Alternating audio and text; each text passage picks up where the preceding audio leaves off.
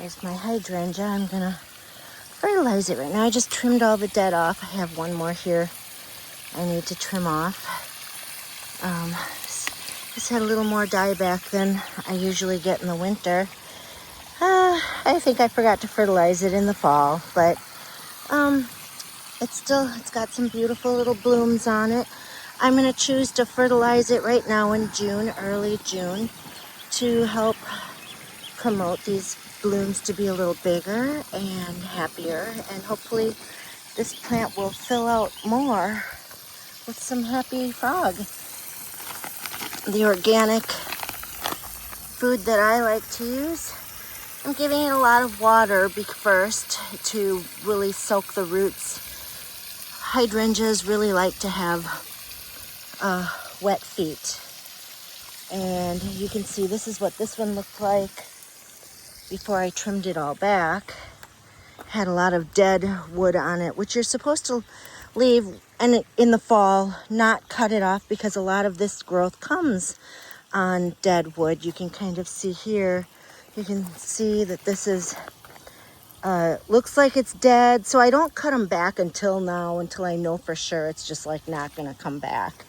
Like some of these are, there's no buds on it. I'm gonna cut these off now, but before that you just leave them go. This looks like it was trying maybe, but I'm gonna put fertilizer on this one as well. But there's a lot of healthy green on this. My iris and my French tarragon just got ginormous. So I'm gonna deadhead these irises. You can see those are pretty too, but they all kind of encroach on each other. This is the time of year. After these are done blooming, I will dig them out and pull it away from this beautiful hydrangea. So, happy gardening. Happy Frog. For my acid-loving plants, hydrangeas, rhododendrons. Okay, folks, I just used the whole bag up. I have 9 hydrangea bushes.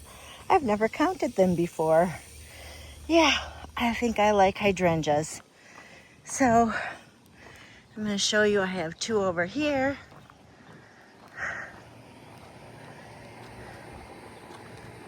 These 2 little ones on the ground here. That one and that one. And this one has lots of little buds on it. So I sprinkled it around the ground. I'm going to scratch that in. And then I'm going to deep soak these because we're in a real drought right now. Dry spell, I should say, not really a drought.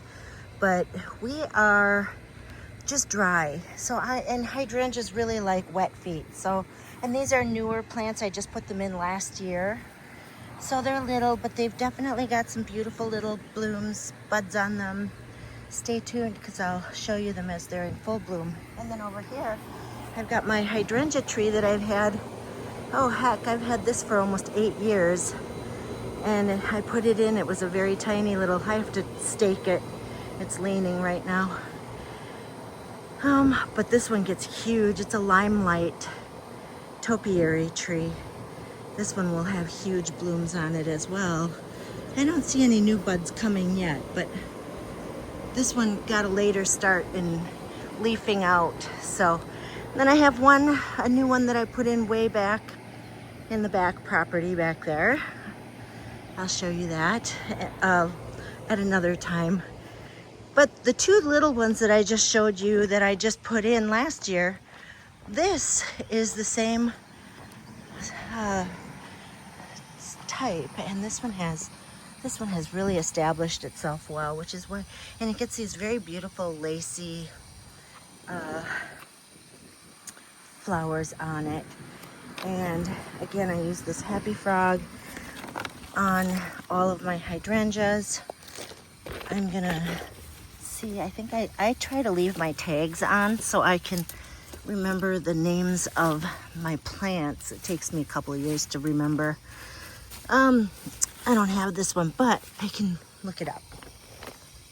So this style and this variety is a lacy, very beautiful hydrangea, and it's just, I'm excited for this, the show this one puts on.